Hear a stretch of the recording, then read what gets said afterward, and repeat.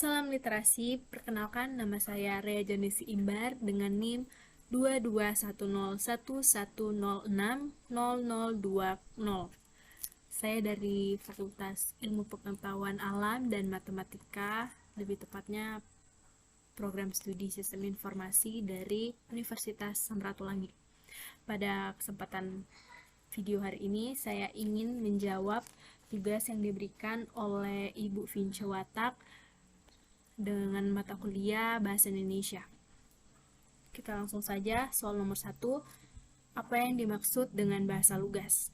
Bahasa lugas adalah bahasa yang mampu mengungkap gagasan secara tepat, atau kata lugas sendiri merupakan makna kata yang sebenarnya dan disampaikan secara langsung atau eksplisit serta tidak secara tersirat. Nomor 2, sebutkan kaidah-kaidah kebahasaan yang wajib dikuasai oleh penulis karangan ilmiah.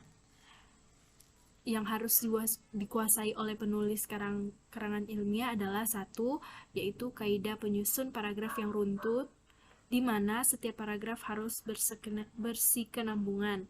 Yang kedua, pembuat kalimat efektif. Yang ketiga, pemilihan kata yang tepat. Keempat, penerapan ejaan yang benar. Nomor 3, ejaan apa yang digunakan dalam bahasa Indonesia saat ini? Ejaan yang digunakan adalah ejaan yang disempurnakan atau EYD yang diresmikan Presiden Soeharto pada tanggal 16 Agustus 1972. Soal keempat, jelaskan perbedaan bentuk ke dan di yang ditulis serangkai dengan yang ditulis terpisah dari kata yang mengikutinya. Kata yang diberi awalan di menunjukkan kata kerja, sedangkan awalan ke menunjukkan kata benda. Untuk penulisan terpisah, maka biasanya akan menunjukkan arah, tempat, atau waktu. Lanjut ke soal nomor 5. Apa sajakah dua golongan dalam unsur pinjaman dalam bahasa Indonesia? Berikan contohnya selain dari yang telah dipaparkan.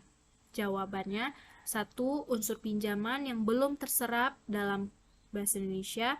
Contoh, reshuffle dan shuttlecock.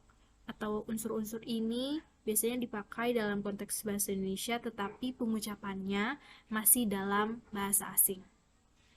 Masih dalam cara asing.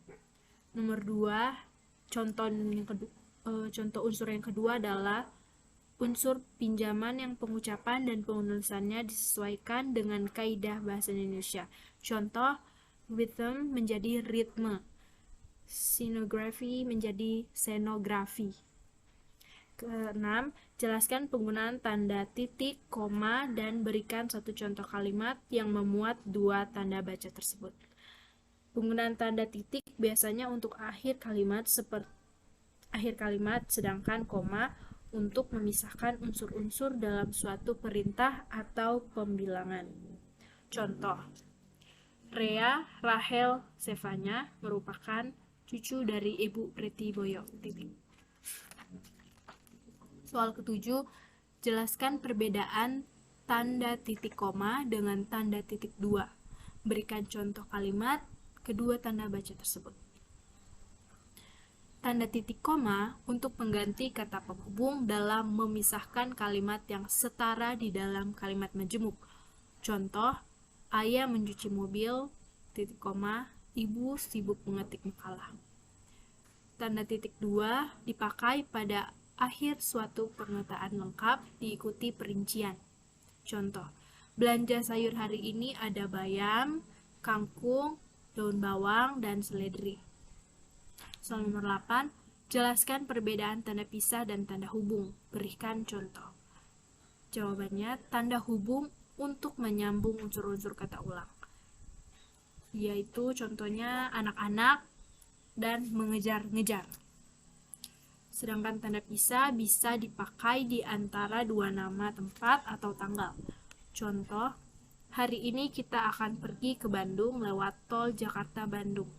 Atau, kegiatan kita akan berlangsung dari tanggal 15 sampai 20 Agustus 2022. Soal nomor 9, apa yang membuat suatu kalimat menjadi kalimat yang efektif? Jawabannya, suatu kalimat dapat dikatakan efektif harus memenuhi syarat seperti kesatuan, kepaduan, keparalelan, ketepatan, kehematan, dan kelogisan, sehingga menjadi kalimat yang benar, jelas, dan mudah dipahami. Soal nomor 10 terakhir, sebutkan dan jelaskan syarat-syarat pembentukan paragraf.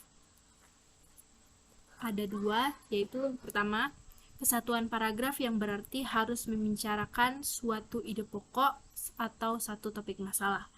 Yang nomor dua, kepaduan paragraf dengan kata lain, koherensi ini dapat dibangun dengan memperhatikan unsur kebahasaan seperti repetisi, kata ganti, dan lain-lain.